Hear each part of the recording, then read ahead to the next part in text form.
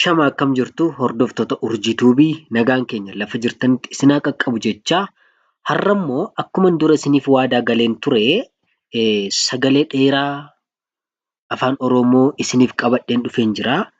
Torban darbe keessaa sagalee gabaabaa afaan Oromoo bakka lamatti yookaan kutaa lamatti qoodnee wal wajjiniin barachaa turre. Har'ammoo akkuma dura walii gallee akkuma dura isiniif waadaa galeen jiru sagalee dheeraa afaan Oromoo isiniif qabadheen dhufeen jira. Akkasuma namoonni biyya keessaaf biyya alaa teessanii barnoota afaan Oromoo qubeerraa kaastanii hanga barreessuu dubbisuutti barachuu barbaaddanii karaa lakkoofsa bilbilaa kunoo fuula iskiriinii kanarratti mul'atuudhaan kottaatu karaa waasaappii, karaa imoo, karaa zuumii, karaa telegiraamii ni barachuu ni dandeessu. Kottaatu barnoota keessan baradhaa isiniin jennaa. Galmeerra jirraa, yeroo hundumaa galmeerra jirraa, yeroo hundumaa barsiisaa jirra. Isa kanaaf gamanumaan namoonni maatii urjii tuubii hin taane immoo sabiskiraayib, sheer, foloo gochuu hin dagatinaa. Kanaaf sagaleen dheeraan tokko akkamitti uumama yookaan sagaleen akkamitti uumama kan jedhu torban darbe barachaa turre. Har'ammoo sagaleen dheeraa tokko akkamitti akka inni uumamu isinitti himuun dura sagaleen tokko kan inni dheeratee uumamuu danda'u yoo qubeen dubbachiistuu gosa tokko lama taate walitti aantee yoo dhufte sagaleen tokko maal ta'eera dheeratee uumameera jenna. Fakkeenyaaf asitti yoo ilaaltanii baan qubee dubbifamaadha. Aan immoo qubee dubbachiistuudha. Qubeen dubbachiistuu aan kunii tokkoon ishee lama taate kan isheenii walitti aantee jirtu ilaala.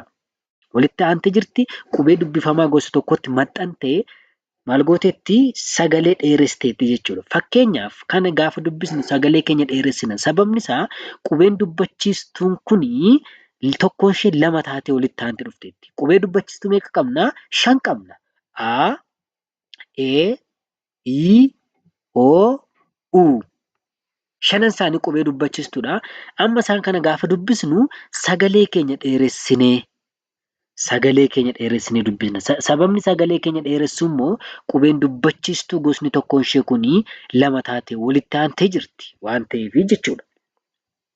Kanaafi baa, baa, bee, bee, bii, bii, boo, boo, buu, buu, caa, caa, cee, cee, cii, cii, coo, coo, cuu, cuu, daa, daa, dee, dee, dii, dii, doo, doo, duu, duu, faa, fee, fii, foo, fuu, gaa, gee, gii, goo, guu, haa, hee, hii, hoo, huu, jaa, jee, jii, joo, juu,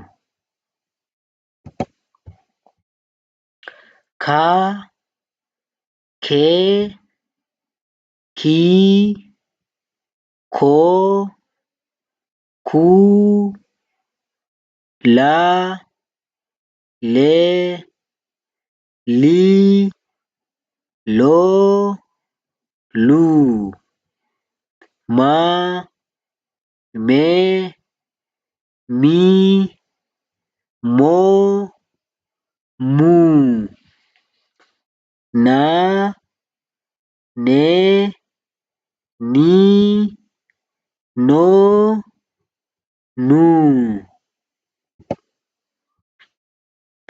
paa, pee, pii, poo, puu, qaa, qee, qii, qoo, quu,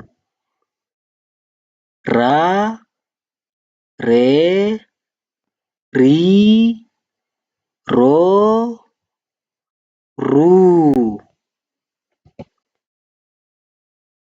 saa, see, sii, soo, suu, taa, tee, tii, too, tuu, vaa, vee, vii, voo, vuu, waa, wee, wii, woo, wuu,